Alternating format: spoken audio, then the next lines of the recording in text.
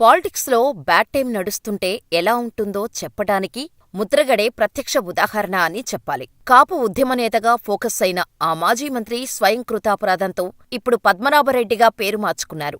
గత ఎన్నికల ముందు సుదీర్ఘ విరామం తర్వాత వైసీపీతో రీఎంట్రీ ఇవ్వటం ఆయన రాజకీయ జీవితాన్ని ఊహించని మలుపు తిప్పింది. అప్పటికే గడ్డుకాలం ఎదుర్కొంటున్న ముద్రగడ కెరీర్ ముగిసిపోయే పరిస్థితికి వచ్చింది. పేరు మార్చుకుని కాపులకు దూరమైన ఆయన ఇక కిర్లంపూడిలో తన నివాసానికే పరిమితమవుతారని అనుకుంటే ఆయన మళ్లీ లేఖాస్త్రాలు సంధిస్తూ ఏదో చేయటానికి ట్రై చేస్తుండటం అందరినీ ఆశ్చర్యపరుస్తోంది. ముద్రగడ పద్మనాభం కాపు ఉద్యమనేతగా తెగ హడావుడీ చేశారు. 3 సార్లు శాసనసభ్యుడిగా, ఒకసారి ఎంపీగా, 2 సార్లు రాష్ట్రమంత్రిగా పనిచేసిన senior politician. Vijayawada Congress MLA Vangaveeti Mohanaranga కాపునాడును స్థాపించిన కాపునాడు కార్యకలాపాల్లో చురుగ్గా పాల్గొన్న ముద్రగడ కాపునేతగా ఫోకస్ అయ్యారు.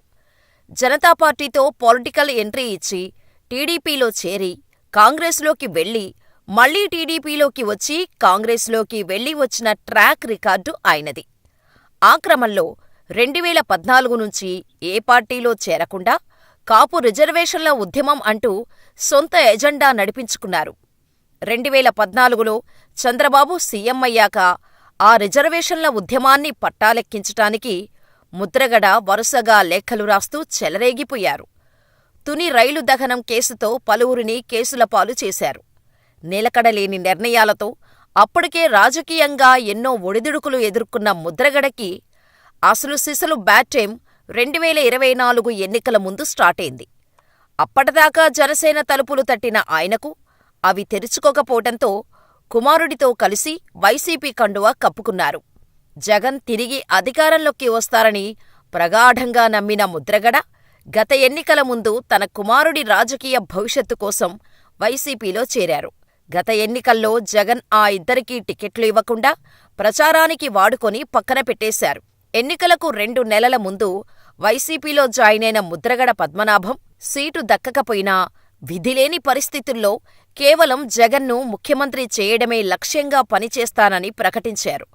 అంతటితో ఆగని ముద్రగడ పద్మనాభం పిఠాపురంలో పవన్ కళ్యాణ్ను ఎన్నికలలో గెలవనివ్వబోనని సినీ స్టైల్లో శపథం చేశారు. ఒకవేళ పవన్ కళ్యాణ్ ఎన్నికల్లో విజయం సాధిస్తే ముద్రగడ పద్మనాభరెడ్డిగా పేరు మార్చుకుంటానని బహిరంగంగానే ప్రకటించారు. అప్పుడే ముద్రగడ కుటుంబంలో ముసలం మొదలైంది. ఆయన అలా శపథం చేయగానే ముద్రగడ పద్మనాభం కూతురు క్రాంతి బార్లపడి ఒక వీడియోను రిలీజ్ చేశారు. రాష్ట్రంలోని తమ సామాజిక వర్గం కాపులంతా పవన్ కళ్యాణ్ విజయం సాధించాలని కోరుకుంటున్న నేపథ్యంలో తన తండ్రి అలాంటి ప్రకటన చేయటంపై ఆశ్చర్యం వ్యక్తం చేశారు. కేవలం పవన్ కళ్యాణ్ని దూషించేందుకు మాత్రమే వైసీపీ తన తండ్రిని వాడుకుంటుందని ఆమె అప్పట్లో ఆరోపించారు. పిఠాపురం నియోజకవర్గంలో పవన్ కళ్యాణ్ గెలుపుని కోరుకుంటున్నానని, ఈ విషయంలో తన తండ్రి ముద్రగడ పద్మనాభంతో పూర్తిగా విభేదిస్తున్నానని క్రాంతి అప్పట్లోనే ప్రకటించారు. దానిపై ముద్రగడ పద్మనాభం చాలా సీరియస్ అయ్యారు. ఆడపిల్లకు పెళ్లి జరిగినా పుట్టింటితో సంబంధం ఉండదని, మెట్టినింటికే ఆమెపై రైట్స్ ఉంటాయని, పెళ్లయ్యాక తన ప్రాపర్టీ కాదంటూ చిత్రమైన లాజిక్ వినిపించారు. జగన్ పార్టీలో చేరాను, కడవరకు ఆయనతో తన పైనమని ముద్రగడ ప్రకటించారు. అప్పటినుండి ముద్రగడ, ఆయన కూతురు క్రాంతి మధ్య విభేదాలు తారాస్థాయికి చేరుకున్నాయి. ఎన్నికల అనంతరం పవన్ కళ్యాణ్ ఘన విజయం సాధించి డిప్యూటీ సీఎంగా ప్రమాణ స్వీకారం చేశారు. దాంతో ముద్రగడ తాత పేరెప్పుడు మార్చుకుంటావంటూ జనసైనికులు, నెటిజన్లు ట్రోల్ చేయటం మొదలుపెట్టారు. దాంతో కాపునేత ముద్రగడ కాస్త ముద్రగడ పద్మనాభరెడ్డిగా పేరు మార్చుకొని సొంతూరు కిర్లంపూడికే పరిమితమయ్యారు. తర్వాత క్రాంతి వెళ్లి డిప్యూటీ సీఎం పవన్ కళ్యాణ్ సమక్షంలో జనసేనలో చేరారు. మరోవైపు వైసీపీ ఆయన్ని వాడుకొని వదిలేస్తుందని ఎన్నికల ముందే క్రాంతి చెప్పారు. నిజంగా అలాగే జరుగుతుంది. పార్టీ పరంగా ఆయనకు జగన్ ఎలాంటి ప్రాధాన్యత ఇవ్వలేదు. ఈ క్రమంలో పద్మనాభరెడ్డి ఇక పాలిటిక్స్లో వేలు పెట్టారన్న అభిప్రాయం వ్యక్తమైంది. అయితే అలవాటైన ప్రాణం కదా, ఆయన మళ్లీ లెటర్లు రాయటం మొదలుపెట్టారు.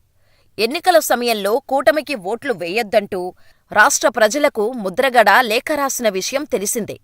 అలాగే జనసేన అధినేత పవన్ కళ్యాణ్కు కూడా తాను ఆ పార్టీలో చేరే అంశంపై చంద్రబాబుకు వ్యతిరేకంగా ఎన్నో లేఖలు రాశారు. కూటమి ప్రభుత్వం అధికారంలోకి రావటంతో సైలెంట్ అయిన ఆయన మరోసారి లెటర్లు రాయటం షురూ చేశారు. ఈసారి ముఖ్యమంత్రి చంద్రబాబును ఉద్దేశిస్తూ లేఖ రాశారు. సూపర్ 6 హామీలను అమలు చేయలేకే సోషల్ మీడియా కేసులు, రెడ్ బుక్ వేధింపులు అంటూ లేఖలో ఆరోపణలు గుప్పించారు. సూపర్ 6 హామీల అమలు, వైజాగ్ స్టీల్ ప్లాంట్, ప్రత్యేక హోదా సాధనపై దృష్టి పెట్టాలని డిమాండ్ చేశారు. అమాయకులను జైల్లో పెట్టి కొట్టించకూడదంటూ ముద్రగడ పద్మనాభం సూక్తులు చెబుతున్నారు. సోషల్ మీడియాలో అసభ్యకర పోస్టులు పెట్టారంటూ పలువురు వైసీపీ సోషల్ మీడియా యాక్టివిస్టులను పోలీసులు అరెస్ట్ చేసి రిమాండ్కు తరలించారు. ముఖ్యమంత్రి చంద్రబాబు, డిప్యూటీ సీఎం పవన్ కళ్యాణ్, కూటమి పెద్దలపై సోషల్ మీడియాలో వైసీపీ సోషల్ మీడియా యాక్టివిస్టులు అనేక పోస్టులు పెట్టిన విషయం తెలిసిందే. సోషల్ మీడియాలో అసభ్యకర పోస్టుల అంశాన్ని ప్రభుత్వం సీరియస్గా తీసుకుంది. ప్రభుత్వ ఆదేశాలతో ఇలాంటి పోస్టులు పెడుతున్న వారిపై పోలీసులు ఉక్కుపాదం మోపుతున్నారు. కూటమి సర్కారు ఏర్పాటు తర్వాత కూడా వైసీపీ శ్రేణులు ఆ ప్రహసనాన్ని కొనసాగిస్తున్నాయి. వైసీపీ వారు పెట్టిన అసభ్య పోస్టులు చూసి తన కుమార్తెలు కన్నీరు పెట్టారని డిప్యూటీ సీఎం పవన్ కళ్యాణ్ ఆవేదన వ్యక్తం చేశారంటే పరిస్థితి అర్థమవుతుంది. అయితే పెద్దాయన ముద్రగడకు మాత్రం తన పార్టీ సోషల్ మీడియా సైకోలు అమాయకుల్లా కనిపిస్తుండటం విమర్శకుల పాలవుతోంది. పార్టీలు మార్చినంత ఈజీగా కులం మార్చేసిన మీకు జరుగుతున్న వాస్తవాలు కనిపించటం లేదా అని టీడీపీ నేతలతో పాటు నెటిజన్లు పెద్దాయన్ని ట్రోల్ చేయటం మొదలుపెట్టారు.